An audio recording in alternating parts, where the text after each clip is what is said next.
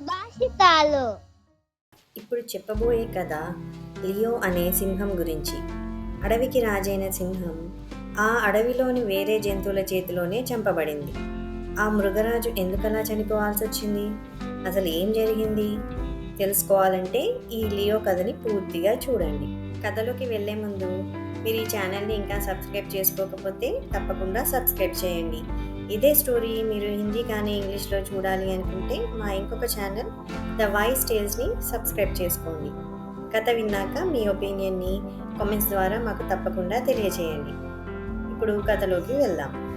ఒకప్పుడు ఒక పెద్ద పట్టణంలో అద్భుతమైన ప్రదర్శనలకు ప్రసిద్ధి చెందిన ఒక సర్కస్ ఉండేది. ఆ సర్కస్లో ఒక చిన్న సింహం పిల్ల ఉండేది. దాని పేరు లియో. లియో ఆ సర్కస్లో ప్రత్యేకమైన ఆకర్షణగా ఉండేది. లియోను చిన్నపిల్లగా ఉన్నప్పుడే ఆ సర్కస్లోకి తీసుకొచ్చారు. ట్రైనర్లు దానిని ఎంతో ప్రేమగా చూసుకునేవారు. దానికి చేతితోనే ఆహారం తినిపించేవారు. నిద్రపోయే ముందు సౌకర్యంగా ఉండేందుకు ఒక స్పెషల్ కేజ్ని కూడా తయారు చేశారు. ఆ సర్కస్ వాళ్ళు లియోకి ప్రజలను ఆశ్చర్యపరిచే ట్రిక్స్ని నేర్పించేవారు. లియో కూడా చాలా నైపుణ్యంగా ఎంతో సంతోషంతో ప్రదర్శనలు చేసేది. దానితో ప్రేక్షకులు లియోని తమ చప్పట్లతో ఎంతో ఉత్సాహపరిచేవాళ్ళు. అలా లియో ప్రేక్షకుల ప్రేమతో కరతాళ ధ్వనుల్లో పెరిగిపోయాడు. కానీ సర్కస్లో పెరగడం వల్ల లియోకి వేటాడడం, స్వయంగా జీవించడం ఎలానో అస్సలు తెలియదు. దాని జీవితం సౌకర్యంగా ఉండేది, కానీ అరణ్యంలో ఎలా బతకాలో తెలుసుకునే అవకాశం లభించలేదు.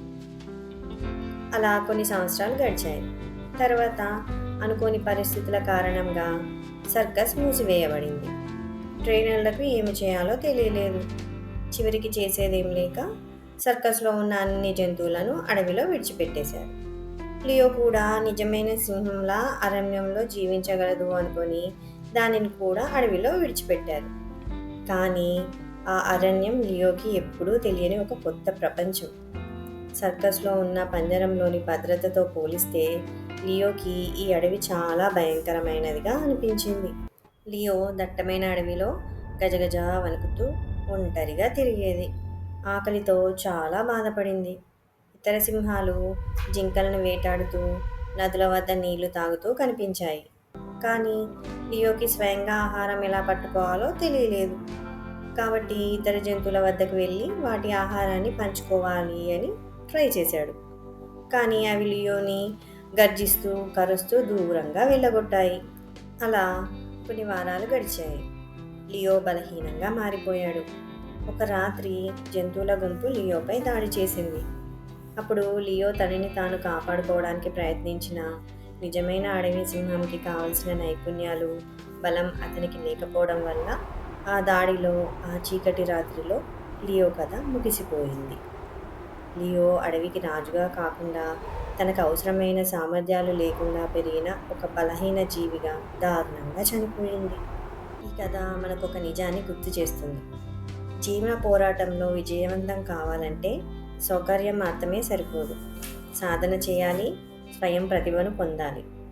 నిజమైన ప్రేమ అంటే కేవలం సౌకర్యాన్ని అందించడమే కాదు, బలం మరియు స్వయంగా సమస్యలను ఎదుర్కొనే ధైర్యాన్ని కలిగించడం కూడా.